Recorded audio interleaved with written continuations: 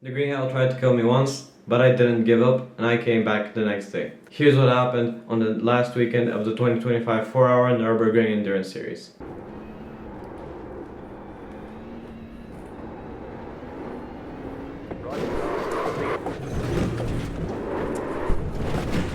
On the first race, I came in with the expectations of just finishing. I just wanted to finish, not have any carnage, not be too competitive. I didn't really want to fight for positions at that point. I just wanted to survive. Now, spoiler alert, that's not exactly what happened, but I'm gonna elaborate on that in a second. We qualified P30, which for the first race I was fine with. I knew where I was losing speed, where I could improve, but it was fine and I was happy with it for my first session ever. The first few laps didn't bring any bad things.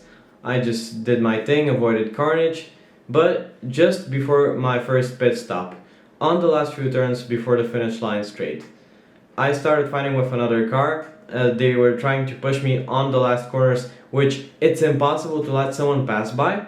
So they put me in a very bad position and I had to stay left on the exit. And they also started pitting. And this is kind of my fault, I admit it. I totally ignored the pit line and I just cut straight in front of them trying to enter the pits, which put us both in a tornado. What the fuck? And I had to use my first and only fast repair of the session, which proved to be actually very important later on. And it sucked, but we continued from there. Now, later on, this is not very significant, but I did have a big incident in Sector 8 while reading chat. Sao Paulo 2024. This was because it was exactly on the same day as qualifying in Sao Paulo, and I'm a big Max Verstappen fan, as you can see on the wall there, and he qualified very badly there, which would have proven the next day that he could still do it, but we're not here to talk about that. The incident in Sector 8 put me in the pits for 8 minutes after that few laps, which put me in a very bad place because I was a lap behind everyone else, which was unfortunate. But it was not the final blow of this race yet. What I believe was the finisher nail in the coffin for my morale that race was an error in Sector 9 a little bit after I got repaired in the pits.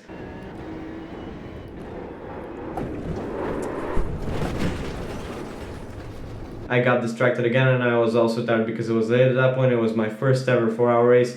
Just noting that I did all of this solo and I leaned on a curb that you really shouldn't lean on. So I leaned on it, it threw me in the air, and I crashed into a barrier and had to get towed to the pits, which was, I believe, the biggest hit to my morale yet. Now, what I believe was sadly the final nail in the coffin, not just for me, but sadly for another team as well, was on the last few corners before the Dottinger straight.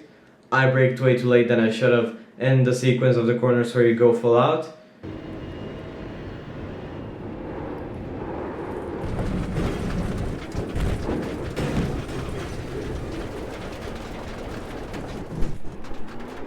Got wheel damage. Got damage on the right side.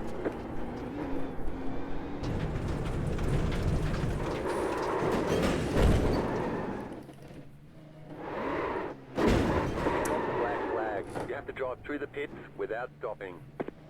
And that sent me into a barrier and then limping and before the straight, and I spun out into a barrier. And I was very frustrated at that point and I had just turned off the relative, so I did a very unsafe rejoin and I destroyed the BMW of another team. They were frustrated, but they were thankfully very understanding with my situation and even gave me a chin up, which at that point I was breaking down mentally and it was very difficult, so it was very nice of them to do that, and I couldn't take them enough for being so understanding. Now, at that point I was basically smashed mentally, physically, in all factors and all sectors of my being, but I still did the Sunday race the next day. Here's what happened.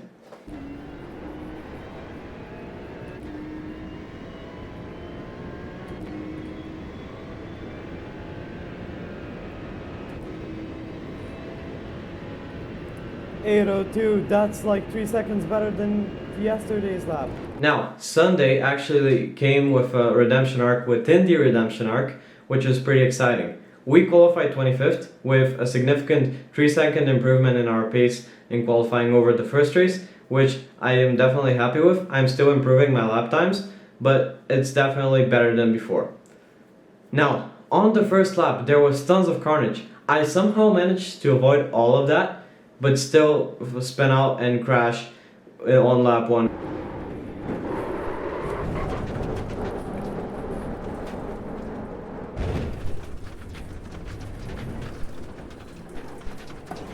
You've got wheel damage.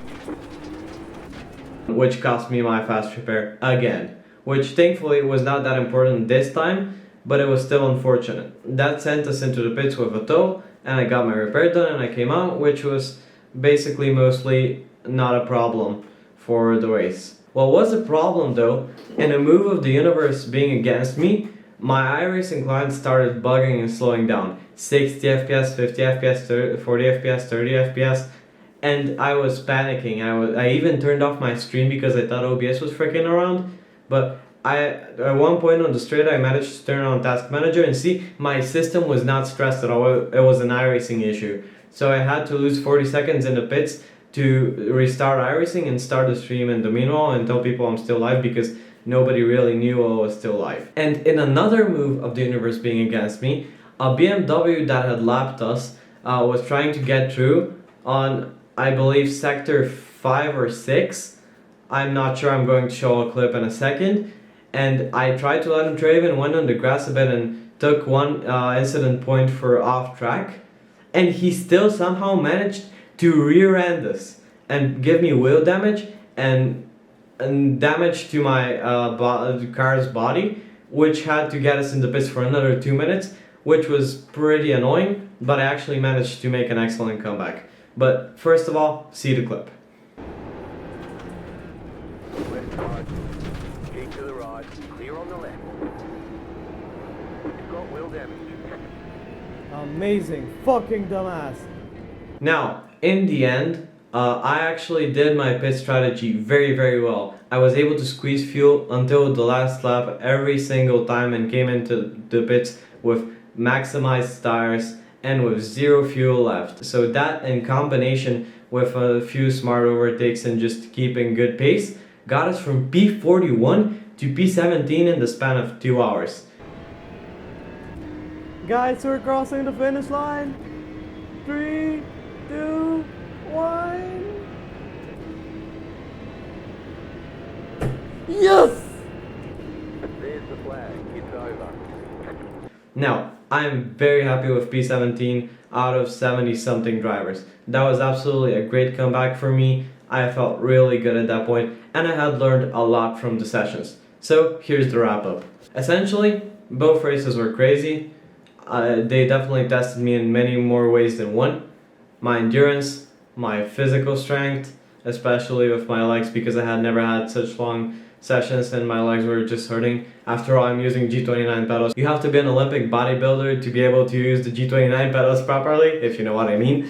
But in the end, we learned a lot. I learned that I have to improve my braking points, that I have to work on overdriving, on not cooking my tires, because even though we did our pit strategy very well in race 2, I still kind of struggled with tires at some points, but we can work on that. And overall, yes, there was carnage, yes, I did struggle a lot, yes, it got emotional, but I actually got reminded why I'm doing this in the first place, and I'm never giving up.